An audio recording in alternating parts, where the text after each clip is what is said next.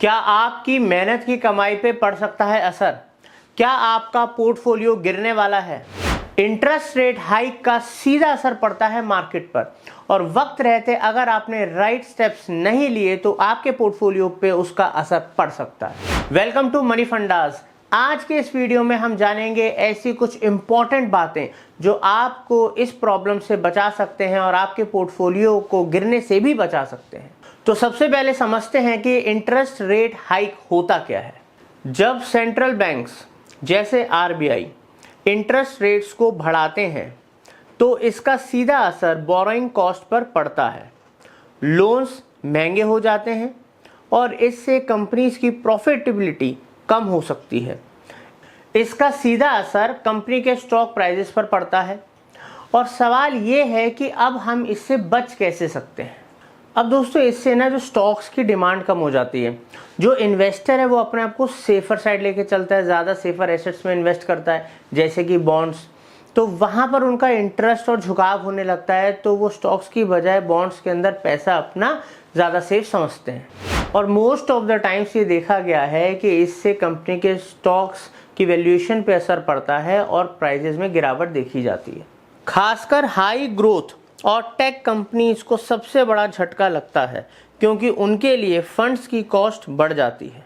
अब बात करते हैं सॉल्यूशंस की। पहला, डाइवर्सिफाई करें, अलग अलग सेक्टर्स में अपने पैसे को इन्वेस्ट करें ताकि रिस्क जो हो वो बढ़ जाए।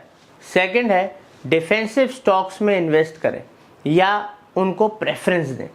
दोस्तों सेक्टर्स जैसे कि एफएमजीसी, यूटिलिटी, हेल्थ केयर, इन सेक्टर्स में अगर आप इन्वेस्ट करते हैं तो आप थोड़े सेफर साइड रहते हैं, बिकॉज डाउन टाइम में भी ये सेक्टर्स में स्टेबिलिटी बनी रहती है। बहुत ही कम देखा गया है कि इन सेक्टर्स के अंदर उतना ज़्यादा डाउन आता है जितना आईटी या किसी और सेक्टर में आ सकता है।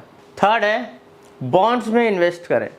दोस्तों अगर हमारे इंटरेस्ट रेट्स बढ़ रहे हैं तो बॉन्ड्स में आपको ज़्यादा फ़ायदा मिल सकता है और पैसा भी काफ़ी सेफर साइड रहता है। फोर्थ और सबसे इम्पॉर्टेंट, अगर आपको स्टॉक्स में ही इन्वेस्ट करना है तो दोस्तों हमेशा मार्केट अपॉर्चुनिटीज़ देती है, अप और डाउन्स लगे रहते हैं, ठीक है। कभी बहुत ज़्यादा तेज़ी, कभी एकदम से बड़े डिप आ जाते हैं, करेक्शंस आ जाती हैं, तो उसके लिए हमेशा अपने पास कैश मेंटेन रखें। फॉर एन एग्जांपल, अगर आपके पास 100 रुपये हैं लगाने के लिए तो आप उसको प्रॉपर तरीके से डिस्ट्रीब्यूट करें। उसमें लॉन्ग टर्म में भी पैसा आप इन्वेस्टमेंट के लिए रखें, जो आप 5 साल 10 साल कम से कम उसमें आप पैसा रखें।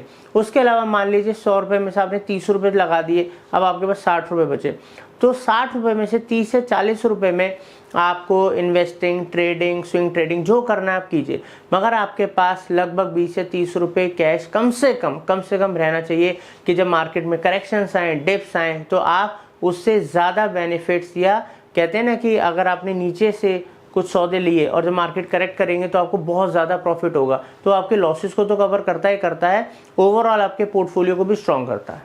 चलिए कुछ अब रियल लाइफ एग्जांपल्स देखते हैं। 2018 में जब फेडरल रिजर्व ने इंटरेस्ट रेट्स बढ़ाए थे तो S&P 500 इंडेक्स में शार्प डिक्लाइन देखा गया था, लेकिन जिन इन्वेस्टर्स ने डिफेंसिव सेक्टर्स में शिफ्ट किया उन्होंने अच्छा प्रॉफिट बुक किया।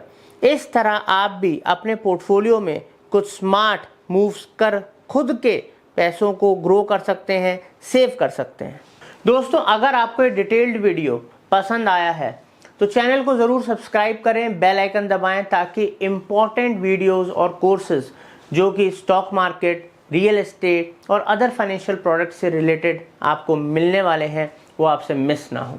और इसी तरीके से आप अपनी फाइनेंशियल नॉलेज को ग्रो करते रहें, जुड़े रहें मनी फंडास के साथ। Thank you.